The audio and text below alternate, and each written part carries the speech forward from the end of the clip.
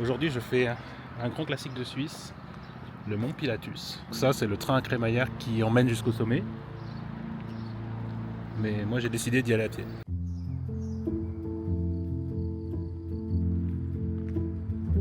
Le train qui mène en haut du Pilatus, c'est un train à crémaillère. Et c'est le train le plus pentu du monde. La pente peut atteindre à un certain moment 48%.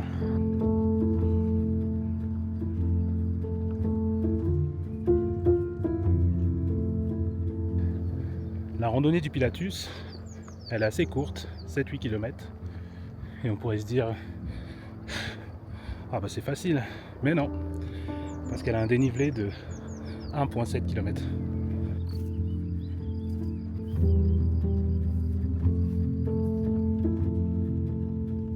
Eh bien, j'ai une triste nouvelle.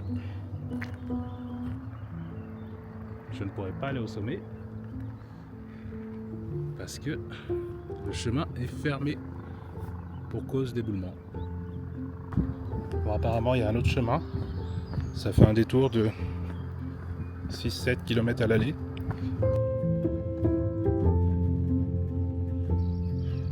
Juste 2 heures perdues.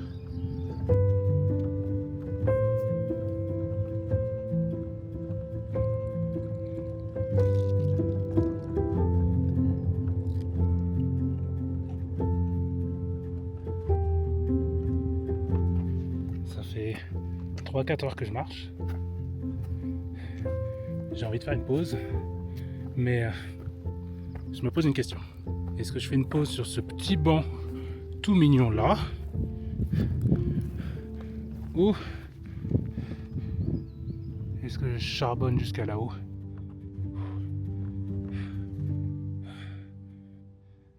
Belle petite chef des montagnes.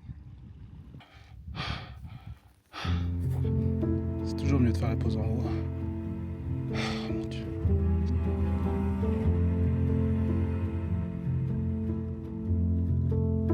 Pour randonner, il faut toujours voyager le plus léger possible parce que chaque gramme compte. Et dans des montées comme celle que je viens de faire là, c'est plus qu'important d'avoir le moins possible sur le dos pour limiter l'effort. J'ai vraiment un tout petit peu de bouffe, 2 litres d'eau, ça va dépendre de la distance, parfois 3, et un couteau suisse.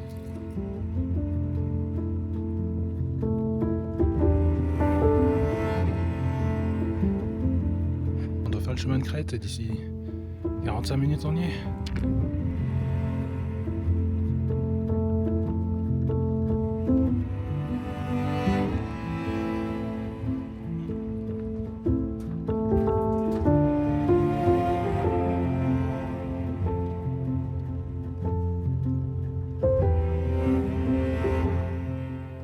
Normalement, via le chemin classique, on arrive par là, on monte.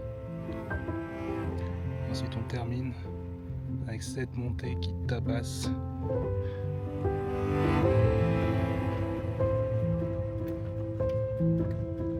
Ça, j'aime moyen. Il y a une grosse congère sur le chemin. C'est pas forcément une bonne idée de passer sur la droite. Toi, t'as pas vraiment de problème pour descendre, hein?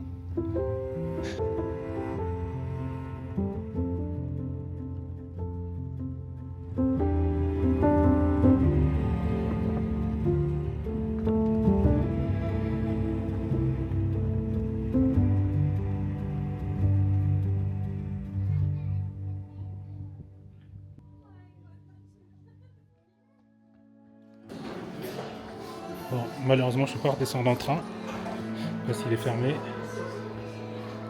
Donc, je vais redescendre en téléphérique.